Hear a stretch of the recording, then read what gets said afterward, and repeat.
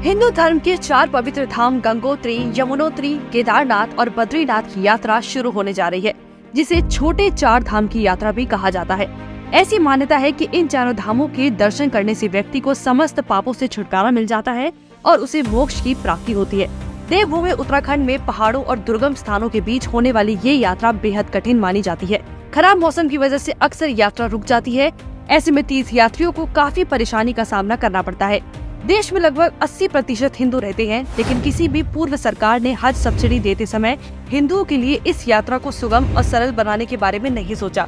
कांग्रेस की सरकार के दौरान 4 धाम की यात्रा करना कितना जोखिम भरा होता था, आपको याद ही होगा, क्योंकि साल 2013 में आई बाढ़ के समय कांग्रेस सरकार की दशकों की अनदेखी की वजह से कैसे 71,440 से अधिक 4 धाम यात्री फंस गए थे, उसको देश कैसे भूल सकता है। कांग्रेस की सरकार फंसे हुए यात्रियों को निकालने की तुरंत व्यवस्था तक नहीं कर पाई, जिसकी वजह से सैकड़ों भक्तों की जान तक चली गई। इतना ही नहीं, इस भयानक त्रासदी के 1 साल बाद भी जब मंदिरों के कपाट खुले, तब भी मंदिरों तक पहुंचने वाली सड़कों की हालत बदहाल थी। हालत इतनी खराब हो गई थी कि 4 धाम जाने वाली जिन बसों की संख्या पहले 100 से 150 थी, वो घटकर मात्र 10 से 15 ही रह गई थी।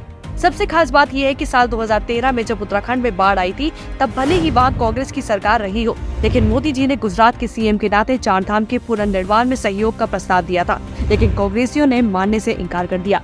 उसके बाद साल 2014 में मोदी जी जैसे ही पीएम बने, उन्होंने सबसे पहले केदारनाथ धाम का जीर्णोद्धार का काम शुरू करवाया और 6 बार खुद वहाँ जाकर खुद निर्माण कार्य का जायजा भी लेते रहते हैं। केदारनाथ का जीर्णोद्धार ही नहीं, उन्होंने 4 धाम तक हर हिंदू आसानी से पहुंच सके, इसके लिए इन 3 परियोजनाओं की नींव रखी। 4 धाम सड़क परियोजना। साल 2016 में पीएम मोदी ने इसकी नींव रखी। सरकार करीब 12,000 करोड़ की लागत से 825 किलोमीटर लंबी सड़क बना रही है, जिसमें हर मौसम में आवाजाही संभव होगी।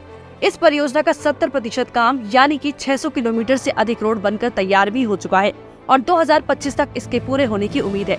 लेकिन मोदी जी का बनिए सा दिमाग जहां दर्शनार्थियों के सेवा भाव से सोचता है, वही दिमाग एक राष्ट्रभक्त की तरह चीनी ड्रैगन को भी लाल आंखें दिखाने का कोई मौका नहीं छोड़ता है। इस प्रोजेक्ट की वजह से यात्रा तो आसान हो जाएगी, साथ ही चीन को मुंह तोड़ जवाब देने में भी मदद मिलेगी। चीन को भी मिलेगा मुंह तोड़ जवाब। आपको याद होगा 1962 के भारत चीन युद्ध में हमें हार का मुंह देखना पड़ा था। उस हार की एक बड़ी वजह ये भी थी कि चीन सीमा तक हमारी सेना को पैदल चलना पड़ा था, क्योंकि नेहरू की सरकार ने यहाँ कभी रास्ते ही नहीं बनवाए थे। अब पैदल चलने वाले थके मांदे सैनिक भला युद्ध कैसे कर पाते। लेकिन हार के बावजूद भी कांग्रेसियों ने इससे सबक नहीं लिया और रोड नहीं बनवाई। लेकिन ये जानते हुए कि उत्तराखंड की 375 किलोमीटर लंबी सीमा चालबाज चीन से सटी हुई है, मोदी जी यहाँ पर ऑल वेदर रोड का ऐसा जाल बिछा रहे हैं कि यदि कभी चीन को जवाब देना पड़े, तो आज जो हमारे पास ब्रह्मोस जैसी मिसाइल है, तो जरूरत के समय उसको पहुँचाने के लिए लंबी चौड़ी और हर मौसम में काम करने वाली सड़कें तैयार हो। मतलब कि 4 धाम जाने वाले भक्तों के लिए तो ये सड़क संजीवनी है ही, देश की सुरक्षा के लिए लिहाज से भी बेहद अहम है। आप खुद सोचिए, इससे ज्यादा पावन काम कोई पीएम क्या ही करेगा कि एक तरफ आस्था का भी ध्यान रखे और दूसरी तरफ देश की सुरक्षा का भी। 4 धाम रेल परियोजना। साल 2017 में मोदी सरकार ने इस परियोजना की नींव रखी थी। सरकार 16,216 करोड़ रुपए की लागत से 327 किलोमीटर लंबी रेल लाइन बिछा रही है, जिसकी वजह से 15 दिन की यात्रा मात्र 4 से 5 दिन में पूरी हो जाएगी, जिसमें से ऋषिकेश से कर्णप्रयाग के बीच 125 किलोमीटर रेल लाइन बिछाने का काम लगभग पूरा हो गया है और बाकी बचा हुआ काम भी 2025 तक पूरा हो जाएगा। आपको बता दें कि नेहरू के समय से रेल परियोजनाओं के लिए यहाँ अनेकों बार सर्वे हुए हैं, लेकिन नहीं बना पाए। यहाँ तक कि 2011 में यूपीए सरकार के रक्षा मंत्री A.K. एंटनी ने दिखावे के लिए नींव भी रख दी, लेकिन चवन्नी भर भी काम नहीं हुआ, क्योंकि अगले ही साल उन्होंने पैसे न रेलवे न ही डिफेंस मंत्रालय के पास होने की बात कर दी थी। और वैसे भी नेहरू के जमाने से कांग्रेसियों की फितरत रही है, वोट पाने के लिए बस दिखावे के लिए नींव रख देते हैं और भूल जाते हैं। 4 धाम रोपवे परियोजना। सरकार 4 धाम को जोड़ने के लिए 2 रोपवे बना रही है। यमुनोत्री रोपवे। यमुनोत्री रोपवे की नींव साल 2022 में रखी गई। 1200 करोड़ रुपए की लागत से करीब 3.7 किलोमीटर लंबा रोपवे बनाया जा रहा है, जो खारसाली से यमुनोत्री धाम तक जाएगा। इसकी वजह से पहले जिस यात्रा में 5 घंटे से ज्यादा समय लगता था, वो मात्र 10 से 15 मिनट में तय हो जाएगा। इस प्रोजेक्ट का काम भी लगभग पूरा होने वाला है, जो अगले साल 2025 तक पूरा हो जाएगा। केदारनाथ रोपवे। साल 2022 में पीएम मोदी ने इस रोपवे की नींव रखी थी। कुल 3,400 करोड़ रुपए की लागत से गौरीकुंड से केदारनाथ के बीच ये रोपवे बनाया जा रहा है, जिसकी कुल लंबाई 9.7 किलोमीटर होगी। इसकी वजह से पहले जहां इस यात्रा में 6 से 7 घंटे लगते थे, वो घटकर महज 28 मिनट की रह जाएगी।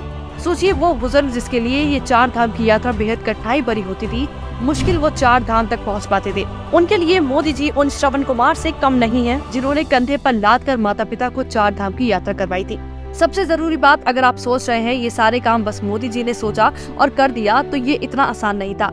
इन परियोजनाओं को पूरा करने के लिए मोदी जी को काफी संघर्ष करना पड़ा था। सोचिए, जो लोग आरे के मेट्रो प्रोजेक्ट की राह में रोड़ा अटका देते हैं, वो लोग 4 धाम के लिए इतनी आसानी से काम करने देते क्या? उन लोगों ने इन प्रोजेक्ट पर रोक लगाने के लिए कितनी कोशिश की, इसका अंदाजा इसी बात से लगा लीजिए कि वो लोग सुप्रीम कोर्ट तक चले गए।